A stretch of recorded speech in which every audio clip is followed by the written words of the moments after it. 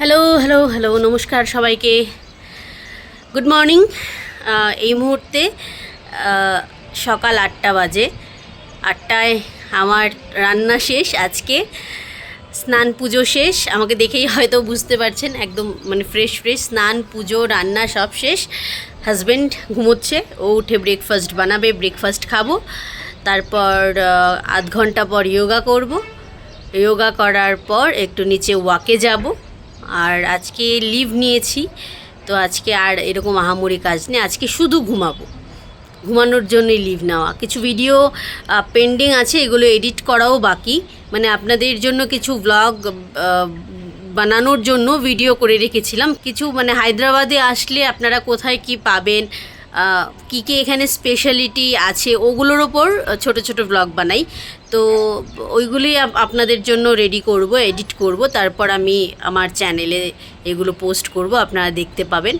তবে তার আগে অবশ্যই আমার এই চ্যানেলের সাবস্ক্রাইব বাটন এবং বেল আইকনে আপনাদের ক্লিক করতে হবে, যেন আপনারা সব আপডেট পেয়ে যান।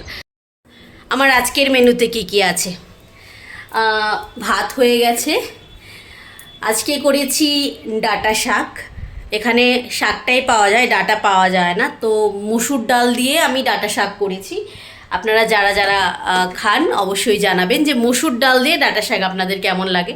আমাদের তো খুব ভালো লাগে, মানে আমি ছোটোবেলা থেকেই খাচ্ছি, আর আমার শাক এমনিতেও খুব প্রিয়, শাক সবজি এগুলো খুব প্রিয়। আর একটা তরকারি এটা বসিয়ে রেখেছি, খুব আস্তে আস্তে হবে।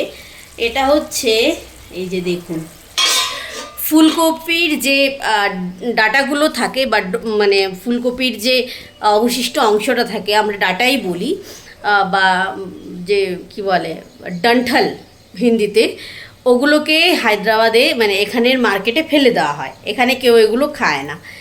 এগুলোর যে সুস্বাদু রেসিপি হয়, এগুলো যে মানে বিভিন্নভাবে খাওয়া যায় আর এত টেস্টি হয় আর এত হেলদি হয়, এখানকার মানুষ হয়তো জানে না।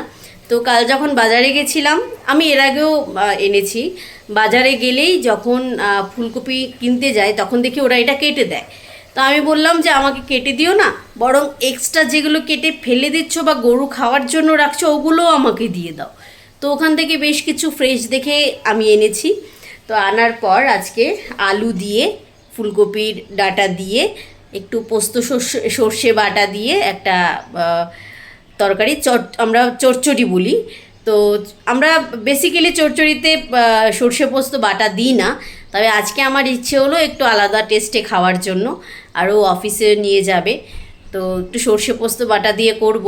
জানি না কেমন লাগবে, খেয়ে টেস্ট করে তারপর আপনাদের জানাবো। এই দেখুন কাল্লু ভাই বসে আছে। কাল্লু ভাই, ও কাল্লু ভাই, কেসে হো? আমি জাস্ট বিস্কিট বলেছি, চলে এসছে, দূর থেকে দৌড়ে চলে এসছে বিস্কিটের নাম শুনে। ওরা মা মেয়ে দুজনই, তো মেয়েটাও বড় হয়ে গেছে। আমি আপনাদের আমার আগের ব্লগেও বোধহয় দেখিয়েছিলাম ওদের, তো মা মেয়ে ওরা বিস্কিটের নাম শুনলেই চলে আসবে, যদিও সকালবেলায় ওদের খাওয়া হয়ে গেছে বিস্কিট।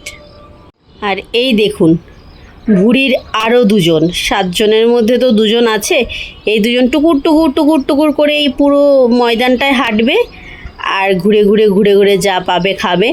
আমি দেখাই, এই দেখুন কতটা দূরে ওরা, ক্যামেরাটা ভালো হয় ওদেরকে দেখানো যাচ্ছে। তরকারিটা টেস্ট করলাম,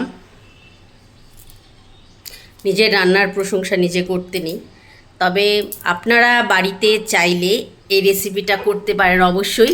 এটার আমি আলাদা করে ভিডিও দিয়ে দেব ইউটিউব শর্টসে, তো আপনারা দেখে নেবেন। যদি চান আপনারা এই রেসিপিটা অ্যাপ্লাই করতে পারেন। আর যদি এই ইনগ্রিডিয়েন্টস দিয়ে এর চাইতে ভালো রেসিপি হয় অবশ্যই আমার সাথে শেয়ার করবেন। তো যাই হোক, আজকের সকালের ব্লগটা এখানেই শেষ করছি। আজ সারাদিন আরও 1-2টো ব্লগ আসবে আপনাদের জন্য, দেখবেন এবং অবশ্যই ভালোবাসা দেবেন। সবাই ভালো থাকবেন, নমস্কার।